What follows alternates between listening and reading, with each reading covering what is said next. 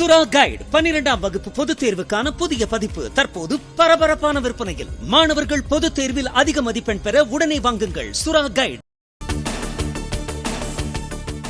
ஆந்திர முதலமைச்சராக 4வது முறையாக பதவியேற்றார் சந்திரபாபு நாயுடு. பிரதமர் நரேந்திர மோடி முன்னிலையில் ஆந்திர ஆளுநர் அப்துல் நசீர் பதவி பிரமாணமும் ரகசிய காப்பு பிரமாணமும் செய்து வைத்தார். నారా చంద్రబాబు నాయుడు అనే నేను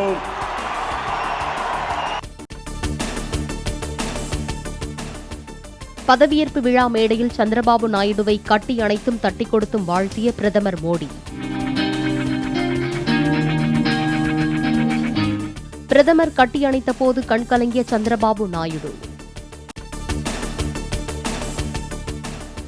ஆந்திர அமைச்சராக பதவியேற்ற ஜனசேனா கட்சி தலைவரும் நடிகருமான பவன் கல்யாண். కొణిదల పవన్ కళ్యాణ్ అనే నేను தனது சகோதரரும் நடிகருமான சிரஞ்சீவி காலில் விழுந்து வணங்கிய பவன் கல்யாண்.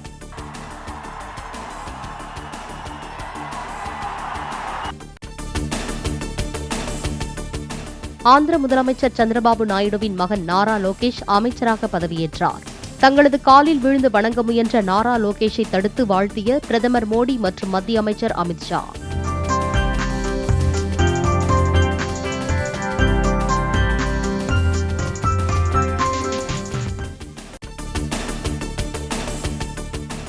ஆந்திர மாநில அமைச்சர்களாக கிஞ்சரப்பு அச்சன் நாயுடு, கொல்லு ரவீந்திரா, நடேண்டல் மனோகர் உட்பட 24 பேர் பதவியேற்றனர். அனிதா வங்களபுடி, எஸ் சவிதா, கும்மடி சந்தியா ராணி உள்பட பெண் அமைச்சர்களும் பதவியேற்பு. ஆந்திர முதல்வர் சந்திரபாபு நாயுடு பதவியேற்பு விழாவில் முன்னாள் துணை குடியரசுத் தலைவர் வெங்கையா நாயுடு பங்கேற்பு. மத்திய அமைச்சர்கள் அமித் ஷா, நிதின் கட்கரி, ஜே.பி. நட்டா உள்ளிட்டோர் பங்கேற்றனர். ஆந்திர முதல்வர் பதவியேற்பு விழாவில் ஓபிஎஸ், தமிழிசை, ராம்தாஸ் அத்வாலே, சிரஞ்சீவி, பாலகிருஷ்ணா உள்ளிட்டோர் பங்கேற்பு. ஆந்திர முதல்வர் பதவியேற்பு விழாவில் நடிகர் ரஜினி தனது மனைவி லதாவுடன் பங்கேற்றுள்ளார்.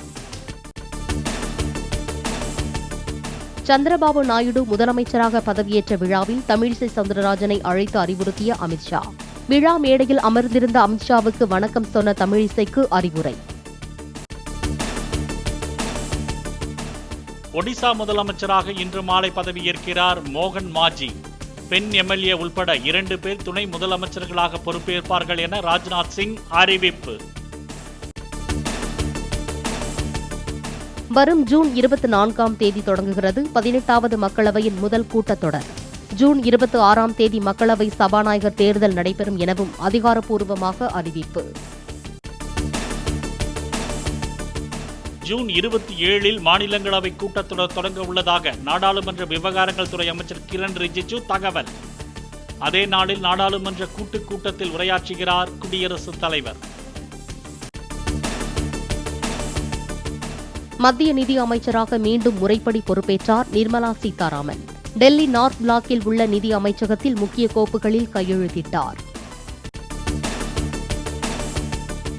இந்திய பொருளாதாரத்திற்கு வலு சேர்க்கும் வகையில் 2014 முதல் மேற்கொள்ளப்பட்டு வரும் சீர்திருத்தங்கள் தொடரும் என நிதியமைச்சர் நிர்மலா சீதாராமன் தகவல். மக்களின் வாழ்க்கை முறையை எளிதாக்க புதிய அரசு உறுதி பூண்டுள்ளதாகவும் பேச்சு. கிழக்கு கடற்கரை சாலையில் உள்ள அக்கரை மாமல்லபுரம் இடையேயான சாலையில் செல்லும் வாகனங்களுக்கு சுங்க கட்டண உயர்வு இன்று முதல் அமல்.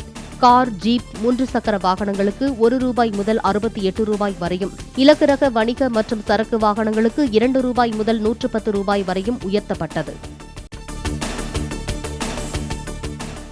பொது சிவில் சட்டத்தை அமல்படுத்துவது அரசின் நோக்கங்களில் ஒன்று என மத்திய சட்ட அமைச்சர் அர்ஜுன் ராம் மெக்வால் கருத்து.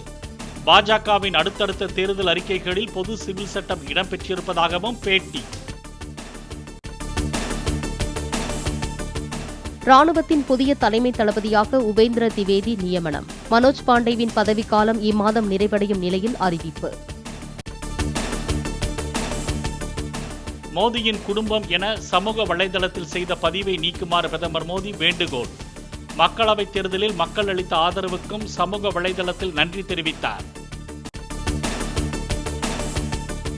மோடி அமைச்சரவையில் நிறைய வாரிசுகள் இடம்பெற்றிருப்பதாக ராகுல் காந்தி குற்றச்சாட்டு. வாரிசு அரசியல் குறித்து விமர்சிக்கும் பாஜக செயலில் முரண்பாடாக நடந்து கொள்வதாக விமர்சனம். மகாராஷ்டிராவில் பாஜக கூட்டணியின் தோல்விக்கு வெங்காய ஏற்றுமதி தடையே காரணம். முதலமைச்சரும் சிவசேனா தலைவருமான ஏக்நாத் ஷிண்டே கருத்து. இளங்கலை முதுகலை படிப்புகளுக்கு ஆண்டுக்கு 2 முறை மாணவர் சேர்க்கை நடத்த யுஜிசி அனுமதி.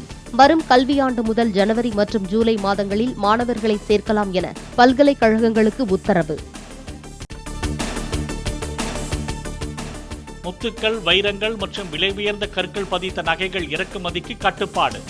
ஒரே ஆண்டில் இறக்குமதி 30 மடங்கு உயர்ந்ததால் முன் அனுமதி பெற மத்திய அரசு உத்தரவு. ஆயுள் காப்பீடு தவிர்த்து பொது காப்பீட்டு பாலிசிகளை முன்கூட்டி ரத்து செய்து கொள்ள பாலிசிதாரர்களுக்கு IRDAI அனுமதி. பாலிசி நடைமுறையில் இருந்த காலம் தவிர மீதமுள்ள பிரீமியத்தை திருப்பித் தர காப்பீட்டு நிறுவனங்களுக்கு உத்தரவு. ஜான்சன் அண்ட் ஜான்சன் பேபி பவுடரில் கலக்கப்படும் வேதிப்பொருளால் கருப்பை புற்றுநோய் ஏற்படுவதாக அமெரிக்காவில் தொடரப்பட்ட வழக்கு. 5850 கோடி ரூபாய் இழப்பீடு வழங்க சம்மதித்தது ஜான்சன் அண்ட் ஜான்சன். மேற்கு வங்கத்தில் 4 வயது குழந்தைக்கு பறவை காய்ச்சல் பரவியிருப்பதாக உலக சுகாதார அமைப்பு அறிவிப்பு. பறவைகளிடமிருந்து மனிதர்களுக்கு H9N2 வைரஸ் பரவியிருப்பதை ஆய்வுகள் மூலமாக உறுதி செய்தது. சுறா கைடு 12ஆம் வகுப்பு பொதுத் தேர்வுக்கான புதிய பதிப்பு தற்போது பரபரப்பான விற்பனையில். மாணவர்கள் பொதுத் தேர்வில் அதிக மதிப்பெண் பெற உடனே வாங்குங்கள் சுறா கைடு.